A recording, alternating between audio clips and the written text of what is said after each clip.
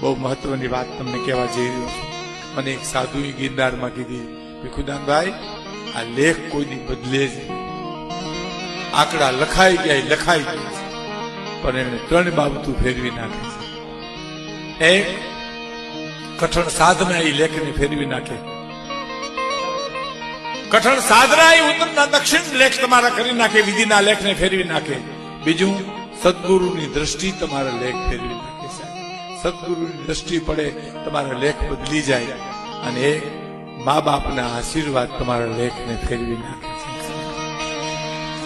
મા અને બાપ એમ કે બેટા તારું સારું થાય છે તો ન થવાનું હોય તો થાય સાહેબ. મને સાધુએ આંસુ સાથે વાત કરી હતી કે કઠણ સાધના નહીં કરી શકીએ ભીખુદાનભાઈ, યુગમાં સદગુરુ મળવા મુશ્કેલ છે. મા બાપનો તો કાલ સવારે તમે આશરો લઈ લ્યો, એને આશીર્વાદ દો ને.